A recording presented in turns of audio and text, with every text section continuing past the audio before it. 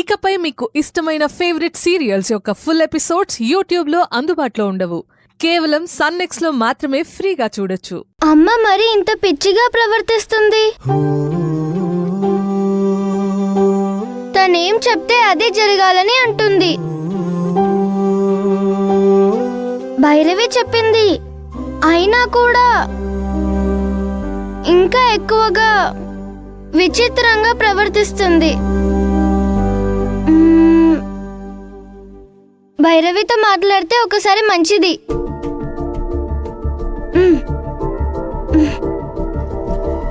భైరవి, ఒకసారి రాగలవా? ఏమైంది భవానీ? అమ్మ చాలా విచిత్రంగా ప్రవర్తిస్తుంది. ఈ మధ్య అది ఎక్కువైంది. నేను మంచి పని చేయాలి అన్నా తప్పుగా అన్నానని నన్నే తిడుతుంది. అమ్మ మరి కొత్తగా ప్రవర్తిస్తుంది. ఎవరో హరిప్రసాద్ మామయ్యలా ఉండే ఒక వ్యక్తిని తీసుకువచ్చి ఆఫీస్లో మంచి ఉద్యోగం ఇచ్చింది. మావయ్య ఫోటో దగ్గరికి వెళ్ళి నేను చీటీలు వేసి అడిగాను ఉద్యోగం ఇవ్వాలా వద్దా అని. అడిగితే వద్దు అని వచ్చింది. మంచివాడా చెడ్డవాడా అని అడిగితే చెడ్డవాడు అని వచ్చింది. అమ్మకి బ్యాడ్ జరుగుతుందని వచ్చింది. అమ్మకి చెప్తే పట్టించుకోలేదు, తిట్టింది. నేను దాని గురించి ఆలోచిస్తూ ఉన్నాను.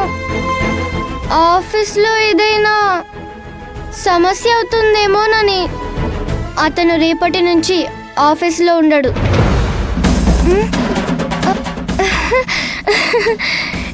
ఇందుకోసమే నేను నాన్న ఎదురు చూసింది. ఇప్పుడు సంతోషంగా ఉంది.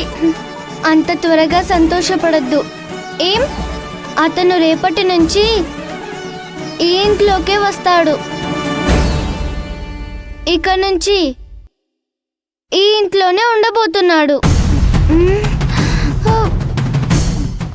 అదెలా? అమ్మ అతన్ని ఇంటికి తీసుకువస్తుంది. ఇక్కడే ఉండమంటుంది. పాము పుట్టలో ఉండాలి కానీ ఇట్లా ఇంట్లోకి తీసుకువస్తే ఎలా? అది విషమున్న పాము. నువ్వు అమ్మకి చెప్పొచ్చు కదా. అమ్మ ఎవరి మాట వినదు, వినే పరిస్థితుల్లో లేదు. నాకన్నా పెద్ద శక్తి అమ్మని కంట్రోల్ చేస్తుంది. నేను చెప్పినా నువ్వు చెప్పినా కొన్ని రివర్స్లా ఆలోచించేలా చేస్తుంది. మనం చెప్పేది తప్పు అని అమ్మ అనుకునేలా ఆ శక్తి చేస్తుంది. ఆ క్షణం మన మాట విన్నట్టే అనిపించినా ఆ తరువాత అది తప్పు అని అమ్మ తప్పు నిర్ణయం తీసుకునేలా చేస్తుంది. సమయం వచ్చాక దీనికి ఒక పరిష్కారం చెప్తాను. ప్రస్తుతానికి ఆ దేవుడే ఏదైనా చేయాలి. దేవుడు కూడా అమ్మ పక్షాన లేడు భైరవి. అమ్మ దేవుణ్ణి చాలా తిట్టింది, అవమానించింది. ఇంట్లో హారతి లేదు, పూజలు లేవు. ఎన్ని సమస్యలున్నాయో తెలుసా? మనం ఏదైనా చేసి ఆ వ్యక్తిని ఇంట్లో నుంచి పంపించాలి. ఎంత ప్రయత్నించినా అతను అమ్మకి మరింత దగ్గరవుతాడు. కానీ అది ఎక్కువ రోజులు ఉండదు. ప్రతిసారి దొంగలు తప్పించుకోలేరు. ఏదో ఒక రోజు దొరికి తీరతాడు. నీ ప్రయత్నం నువ్వు చెయ్యి, గెలుపు దొరకచ్చు. ఎందుకంటే ఏం చేయకుండా ఊరికే ఉండే బదులు ఏదో ఒక ప్రయత్నం చేస్తే ఎప్పటికైనా విజయం దొరకచ్చు. నేను ప్రయత్నం చేస్తాను. సరే భవానీ, నేను మళ్ళీ వస్తాను. నా శక్తిని తిరిగి పొందే ప్రయత్నంలో ఉన్నాను. నువ్వు కొంచెం జాగ్రత్తగా ఉండు. అమ్మతో ఎక్కువ గొడవ పడకు. ఎంతైనా అమ్మ అమ్మే. తను మన శత్రువు కాదు. తనలో ఉన్న బుద్ధి, మనస్సు ప్రస్తుతానికి వేరే విధంగా ఉన్నాయి. సరేనా?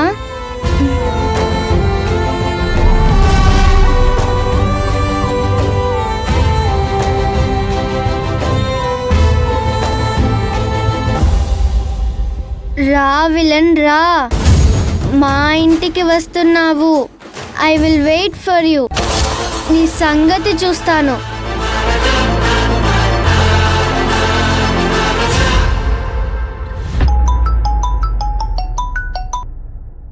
హలో అమ్మ, మీ వైజాగ్ జనరల్ హాస్పిటల్ నుంచి మాట్లాడుతున్నాం. ఎవరి కోసం? అక్కడ శాంతమ్మని ఎవరైనా ఉన్నారా? ఉన్నారు. ఆమె మనవరాలంట, హాస్పిటల్లో అడ్మిట్ అయింది. ఒకసారి ఫోన్ ఇస్తారా? ఆ అమ్మాయికి ఏమైంది? యాక్సిడెంట్ అంటున్నారు. యాక్సిడెంటో కాదో చెప్పలేము. ఎవరో అటాక్ చేసినట్టుంది. ఇప్పుడు ఆ అమ్మాయి పరిస్థితి ఎలా ఉంది? చాలా క్రిటికల్గా ఉంది. ఎప్పుడు కోలుకుంటుందో చెప్పలేము. ఆమె బ్యాగ్లో ఈ నెంబర్ దొరికింది, అందుకే కాల్ చేశాం. నేను చెప్తాను. ఆ పాపకి తోడవసరం. సరేనండి, నేను పంపిస్తాను.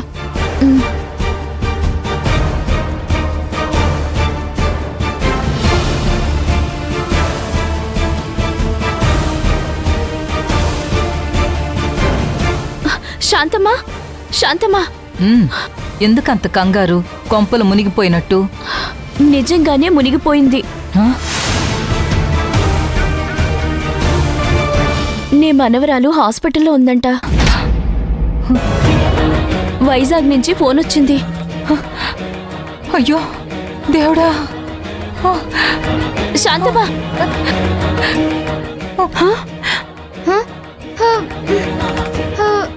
ఏడవక శాంతమ్మా.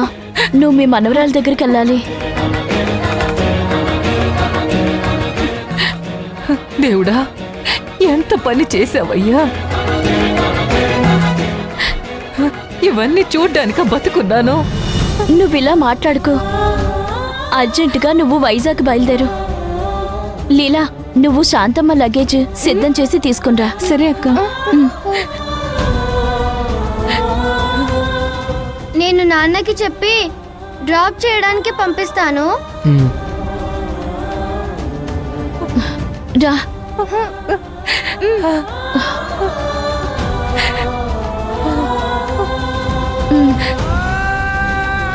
శాంతమ్మా, ఏం పర్వాలేదు.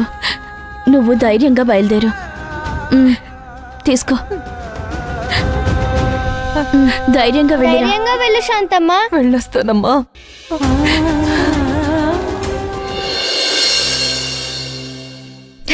భవానీ, అర్జున్, సుజాత, లీలా. అమ్మగారు, ఎవరు వచ్చారో చూడండి. అన్నా,